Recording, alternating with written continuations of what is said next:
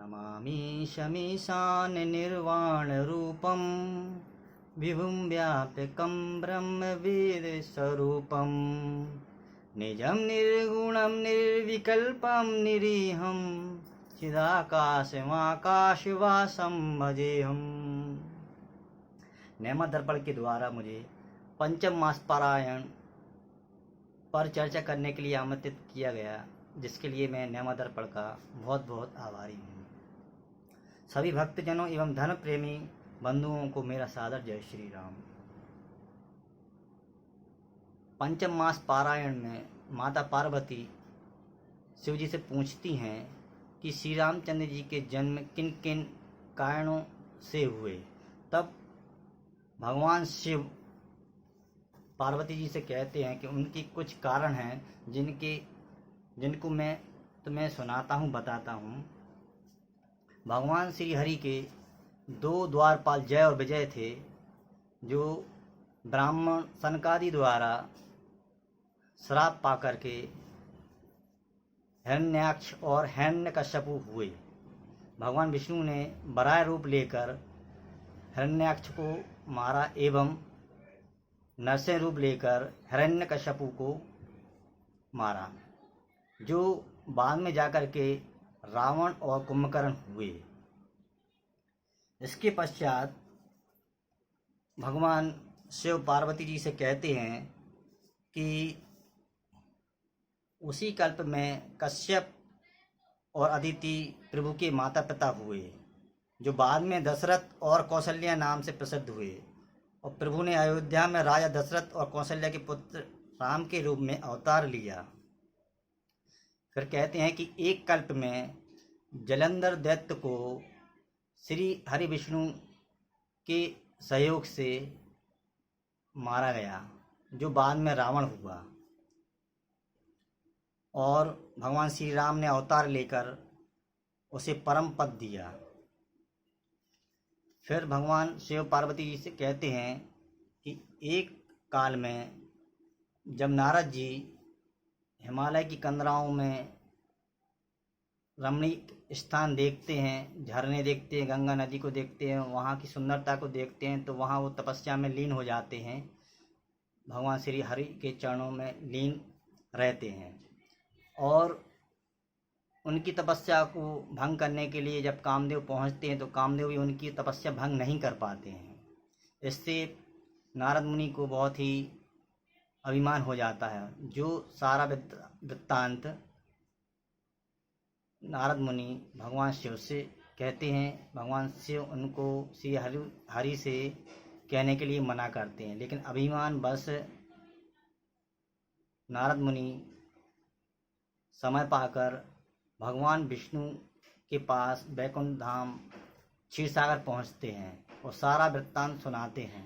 तब भगवान श्री हरि अपने भक्त की रक्षा के लिए, हित के लिए और सांसारिक माया जाल से बचाने के लिए मुनि को मंतव्य को परिवर्तित करने के लिए श्री हरि लीला रचते हैं और एक माया नगरी का रचना करते हैं, जिसमें विश्व मोहिनी राजकुमारी के स्वयंवर की कथा प्रचलित होती है। वहाँ पर नारद मुनि पहुँचते हैं, विश्व मोहिनी को देखते हैं और वो उस पर मोहित हो जाते हैं और विवाह करने के लिए आतुर हो जाते हैं। तब नारद मुनि भगवान श्री हरि से कहते हैं कि मुझे आप जैसा स्वरूप दे दीजिए, जिससे मैं विश्व मोहिनी से विवाह रचा सकूं।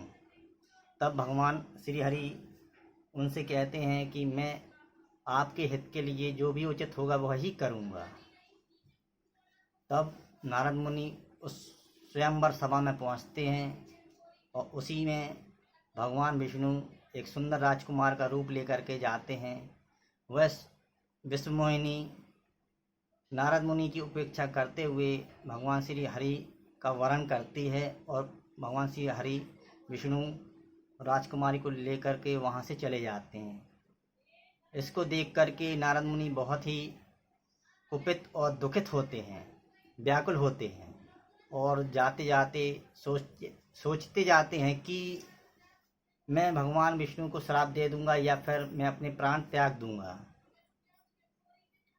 वो सोचते जाते हैं और रास्ते में उनको भगवान विष्णु माता लक्ष्मी और उसी सुंदी के साथ देखते हैं।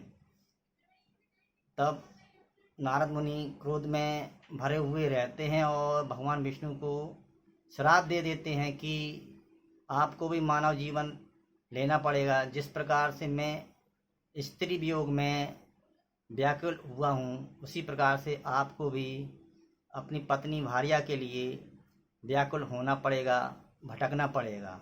और जो स्वरूप आपने मुझे बंदर का दिया था, वानर का दिया है, वही वानर आपकी उस युग में सहायता करेंगे।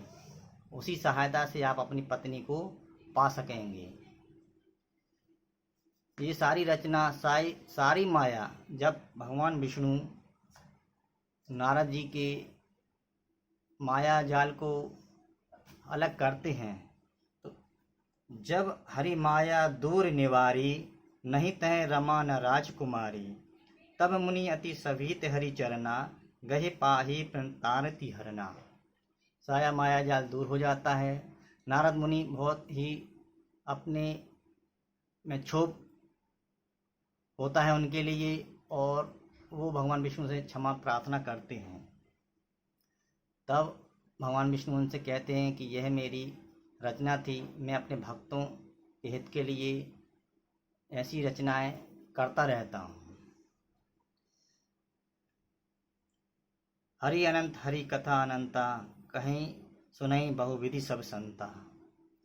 इसके बाद भगवान शिव दूसरी कथा पार्वती जी को सुनाते हैं कि शतरूपा मनु एवं शतरूपा अपने पुत्र को राजपाट दे करके नैमिषारण्य तीर्थ में मुनियों के आश्रम पहुंचते हैं। वहां कुछ समय बिताते हैं। फिर इसके पश्चात वो वन में श्री हरि विष्णु की भक्ति में तपस्या करने लगते हैं। कई हजार वर्ष बीत जाते हैं। दोनों बिना अन्न के, बिना जल पिए और कई हजार वर्ष हवा को ग्रहण करके तपस्या करते रहते हैं। जब कई हजार वर्ष बीत जाते हैं तो भगवान श्री हरि विष्णु प्रसन्न होकर प्रकट होते हैं और मनु से कहते हैं। तब मनु कहते हैं कि नाथ देखी पद कमल तुम्हारे, अब पूरे सब काम हमारे। इसके पश्चात भगवान विष्णु मनु से वरदान मांगने को कहते हैं। तब भगवान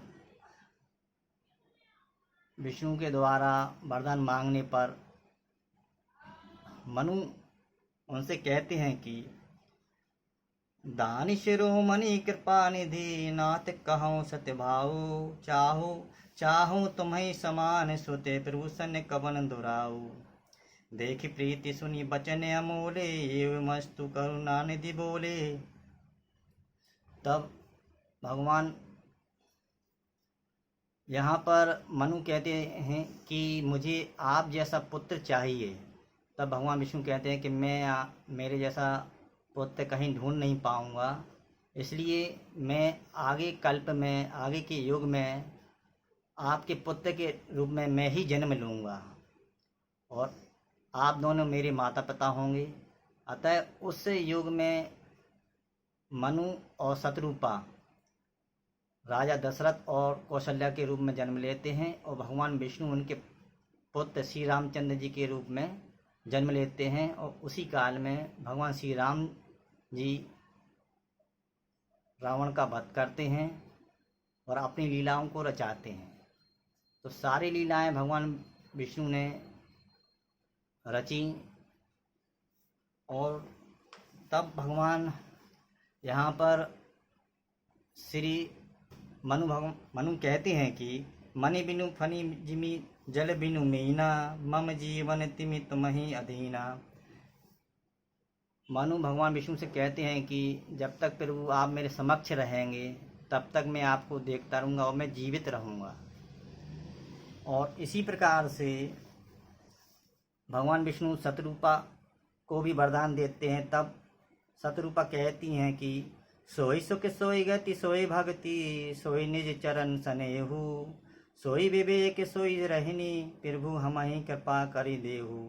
मतलब हे प्रभु, जो आप अपने निज जन को सुख देते हैं, वही सुख, वही गति, वही भक्ति, वही अपने चरणों में प्रेम, वही ज्ञान और वही रहन सहन कृपा करके हमें दीजिए।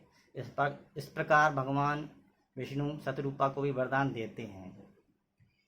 तो ये सारी कथाएं पंचम मास पारायण में प्रचलित हैं, जो भगवान शिव पार्वती जी को सुनाते हैं कि भगवान राम के किन कारणों से जन्म हुए हैं। और इसके पश्चात ये सारी कथाएं एक दूसरे से संबंधित हैं। सर्वे भवन्तु सुखिनः, सर्वे सन्तु निरामया, सर्वे भद्राणि पश्यन्तु, माँ कश्चित् दुःख भाग् भवेत्। सभी को मेरा जय श्री राम।